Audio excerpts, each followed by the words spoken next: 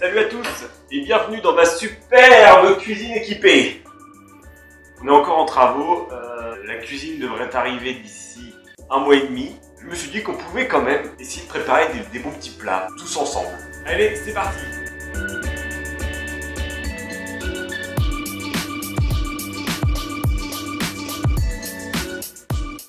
Au programme aujourd'hui, j'ai décidé de vous faire entrée, plat, dessert, le tout sans viande.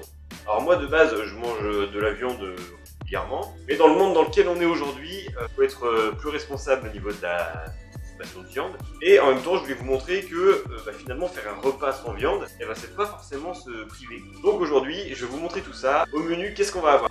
Alors en entrée on aura tartine, œuf, avocat, vous allez voir c'est hyper simple. En plat on aura risotto aux champignons, simplissime également. Et puis en dessert voilà, ce sera un petit peu un dessert goûté, vous allez voir ça tout à l'heure. Alors pour l'entrée vous aurez besoin comme ingrédient d'un avocat, de pain, de 2 œufs, d'un peu de crème fraîche et d'épices. Pour ma part au niveau épices j'ai sel, du poivre, de la coriandre et de l'ail. Première chose à faire, c'est de lancer de l'eau pour les œufs. En attendant que l'eau bout, on va dénoyauter l'avocat. Alors si jamais vous voulez garder le noyau pour le cultiver, en fait il ne faut pas que vous mettiez de coups de couteau dedans. En l'occurrence, moi je le garde pas. L'avocat il est nickel. Regardez, je le vide dans mon petit bol. Voilà. Ok, donc là je viens de lancer les œufs. Pour avoir des œufs durs, il faut compter à peu près 9 minutes. Pour le moment, j'ai mon avocat, mais je mets pas encore la crème dedans parce qu'en fait, tout va dépendre de la consistance que les œufs et les avocats, parce qu'ensuite on va tout mélanger. En revanche, ce que vous pouvez déjà faire, c'est de saler et poivrer. Dans tous les cas, il faudra rectifier l'assaisonnement une fois que tout sera prêt. Ok, mes œufs durs sont cuits, je vais pouvoir les écailler et les mettre dans la purée d'avocat.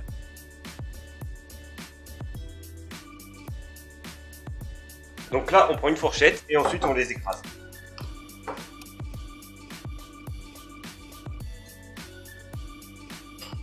Ok, donc voilà ce qu'on a actuellement, une sorte de purée. Donc là je vais ajouter de la crème pour donner un peu de liant à tout ça. Donc la crème j'en mets à peu près une cuillère à soupe. Alors ça c'est optionnel, c'est uniquement si vous en avez. Vous pouvez ajouter un peu de jus de citron. Et vraiment une pointe, hein. Un petit peu. Il reste plus qu'à assaisonner. Donc pour l'instant je vais juste mettre de lait en poudre, de la coriandre en poudre. Vu qu'on a déjà mis du sel et du poivre tout à l'heure, on va regoûter pour voir si l'assaisonnement est bon ou pas. Donc là en poivre c'est bon, je vais juste rajouter un peu de sel. Et voilà pour l'entrée, il ne restera plus qu'à tartiner. Voilà, donc l'entrée est terminée, vous avez vu c'était assez rapide quand même. Maintenant on passe au plat, c'est parti. Alors pour faire le plat de risotto de champignons, vous aurez besoin de 300 g de riz spécial risotto, de 200 g de champignons, de 5 centilitres de vin blanc, d'un oignon, des menthols râpés, et enfin d'épices. Donc là j'ai pris les mêmes que tout à l'heure, c'est-à-dire sel, poivre, ail et coriandre. Pour réaliser la recette, on aura également besoin de bouillon de légumes. Donc l'idée là, ça va être d'en mettre à peu près 2 pour environ 1 litre d'eau. Alors donc pour commencer, oui je me tiens comme ça parce que c'est le cadrage un peu galère quoi. On commence par faire le bouillon. Pour commencer, vous mettez 1 litre d'eau dans votre casserole et vous y ajoutez vos 2 cubes de bouillon. 1 et 2. Et ça du coup vous le lancez à feu très doux. Ensuite vous prenez une grande casserole, on va y mettre un filet d'huile. Alors c'est parti, ce qu'on va commencer par faire c'est couper l'oignon en lamelles. Si jamais vous voulez un peu moins le sentir, vous pouvez également l'émincer. Et on va en profiter tandis qu'on est sur le découpage, on va couper les champignons en lamelles.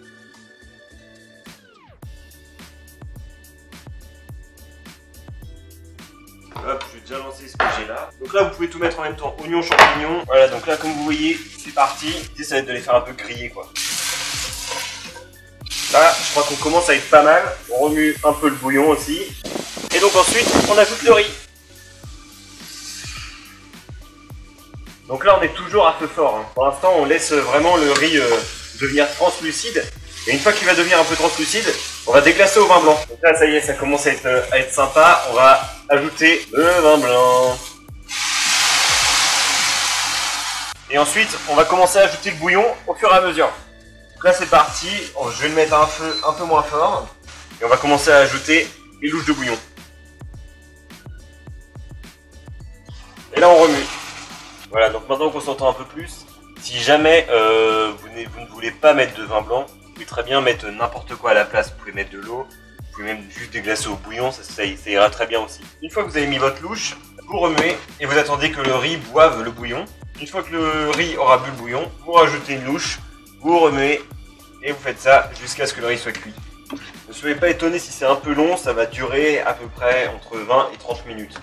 Il faut être patient, ça se mérite un risotto. Là, on arrive au bout là, ça se sent.